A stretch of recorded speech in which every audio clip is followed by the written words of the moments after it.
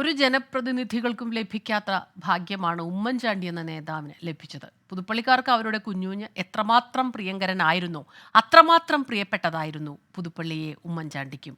ഒരിക്കലും അണയാത്ത ദീപം പോലെ ആ ബന്ധം ഇന്നും പുതുപ്പള്ളിയുടെ മണ്ണിൽ അണയാതെ നിൽക്കുന്നു. പുതുപ്പള്ളിക്കാരുടെ കുഞ്ഞുഞ്ഞിൻ്റെ സ്വന്തം പുതുപ്പള്ളി. ആ ബന്ധം അത്രമേൽ ദൃഢമായത് യാദൃച്ഛികമായിരുന്നില്ല.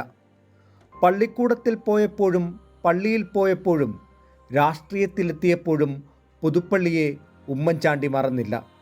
നീണ്ട 53 വർഷം പുതുപ്പള്ളിക്കാരുടെ MLA ആയതും അതുകൊണ്ട് തന്നെ. 1970 ആദ്യം നിയമസഭ കയറുമ്പോൾ ലഭിച്ച പുതുപ്പള്ളിക്കാരുടെ പിന്തുണയും സ്നേഹവും 12 തവണയും അവർ നൽകി. ഞായറാഴ്ചകൾ പുതുപ്പള്ളിക്കാർക്കായി മാറ്റിവെച്ചതും ആ ബന്ധത്തിൻ്റെ ബാക്കിപത്രം.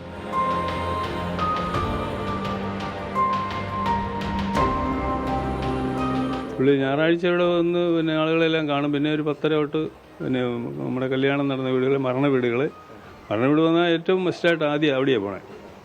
അവിടെ പോവും. പിന്നെ പൊതു വികസന പദ്ധതികളൊക്കെ ഉദ്ഘാടനങ്ങൾ കാര്യങ്ങളെല്ലാം ഒരിടത്തും പുള്ളി പോകാതെ മാറുന്ന ആളല്ല. അങ്ങനെ എപ്പോഴും ജനങ്ങളോടൊപ്പം ഇഴുകിച്ചേർന്ന ഒരു ജനകീയ നേതാവായിരുന്നു. എനിക്ക് സാറ് തന്നിരിക്കുന്ന ഡ്യൂട്ടി എന്ന് പറഞ്ഞാൽ മെഡിക്കൽ സംബന്ധമായ ക്ലെയിമുകൾ ചെയ്യുക, ഈ ഡിസാസ്റ്റർ അലോട്ട്മെൻറ്റ് ചെയ്യിക്കുക, അങ്ങനെ പാവപ്പെട്ട വരുന്നവർക്കായിട്ടുള്ള കാര്യങ്ങളൊക്കെ ചെയ്തു കൊടുക്കുക. ഇതാണ് എന്നെ ഏൽപ്പിച്ചിരുന്നത്. അത് ഒരു വ്യക്തിയുടെ ഒരു കാര്യം വന്നു കഴിഞ്ഞാൽ അത് 100% ചെയ്തതിന് ശേഷം സാറിൻ്റെ അടുത്ത് നമ്മൾ പറയണമായിരുന്നു. ഇത് അവർക്ക് ഡണ്ണായി, അത് അവർക്ക് പൈസ കിട്ടി എന്ന് ബോധ്യമാകുമ്പോഴായിരിക്കും അത് പുള്ളി നമ്മളെ അതിൽ നിന്ന് പിന്തിരിപ്പിക്കുള്ളൂ. അതുവരെ നമ്മുടെ പുറകെ എനിക്ക് അവർക്ക് കിട്ടിയോ എന്ന് ചോദിച്ചു.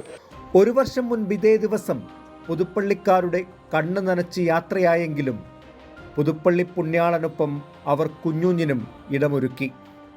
പിൻഗാമിയായി മകനെത്തിയപ്പോൾ ഇരുകൈ നീട്ടി പുതുപ്പള്ളിക്കാർ സ്വീകരിച്ചതും ചരിത്രം. ഞാൻ പല സ്ഥലത്ത് ചെല്ലുമ്പോൾ അവരോരോരുത്തരും അവരുടെ വീടുകളിൽ മരിച്ചവരോടൊപ്പം, ചില ദൈവത്തിൻ്റെ ഫോട്ടോടൊപ്പമൊക്കെയാണ് പലരും വെക്കുന്നത്. അത്രയ്ക്ക് സ്നേഹമാണ് ഈ നാടിന് അദ്ദേഹത്തിനോട്. അപ്പോൾ അത് മറ്റൊരാൾക്ക് എന്തായാലും അത് റിപ്ലിക്കേറ്റ് ചെയ്യാൻ പറ്റത്തില്ല എന്നുള്ളത് യാഥാർത്ഥ്യമാണ്. അതേസമയം ഇപ്പോഴും അദ്ദേഹം പോയെന്നൊരു ഫീലിംഗ് അവരിൽ പലർക്കും ഇല്ല.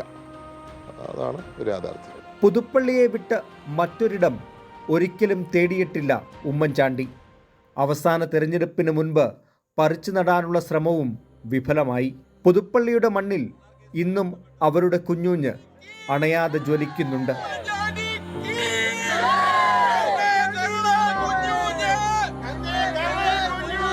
ടോബി ജോൺസൺ, 24, കോട്ടയം.